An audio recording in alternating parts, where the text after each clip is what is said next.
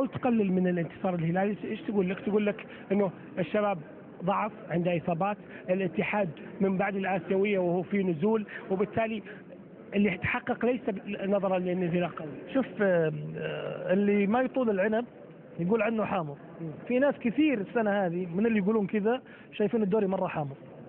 حامض ليش؟ لأنها أزرق؟ لأنهم ما طالوا، فأكيد الدوري ضعيف، والدوري الفرق تعبانة، والناس عندها إصابات، والهلال أخذ دوري ضعيف أكيد، لأنه تعرف مثل ما قلت لك الدوري بالنسبة لهم حامض جدا.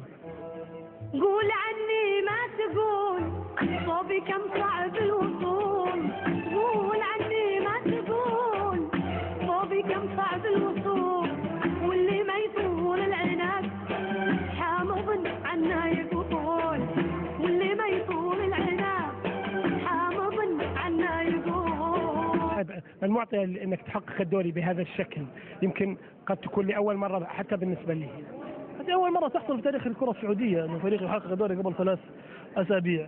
أي أحد يشكك في حقية الهلال بهذا اللقب أحد أمرين، إما أنه يبغى يحجب الشمس بغربال، أو أنه للأمانة شديدة من غير أي تذويق للكلمات لا يفقه في كرة القدم. الموسم الماضي أخطاء تجاوزناها هذا الموسم، لذا أصبح شكل الفريق كذا. رب العالمين أكرمنا ووفقنا. أنا أقول يعني هذا توفيق رب العالمين أول شيء، وجهد رجال كثير اشتغلوا على هالإنجاز، لاعبين أبطال، جهاز إداري بقيادة كابتن سامي الجابر، أخي الأمير نواف بن ساعد، جميع الأخوان. أنا محظوظ أن أنا رئيس نادي في كل هالمقومات. طيب واحد زي الدعية سنة ما شاء الله وصل 55، ما تبي يعتزل؟ الدعية لا، الدعية مو ب55، حرام عليك، 52 بس. 52 إداري بعد ما يحتاج.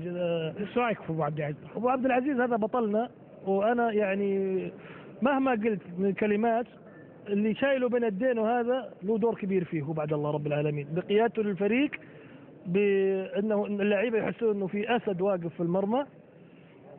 ما ادري وش يعني تاريخ الرجل هذا يتحدث عن نفسه. يعني فعلا الكاس هذا يستحق انه محمد دعيع يشيله. احنا صرنا نحتفل بابو عبد العزيز جديد اللي هو ياسر القحطاني، العتيق ذا ما عاد يهمنا. اشوفه معاكم بعد الحزم شفتها في صدى الملاعب يقول هذاك ابو عزوز وهذا ابو عبد العزيز، وانت وش رايك؟ حيلهم بينهم ما لي دخل.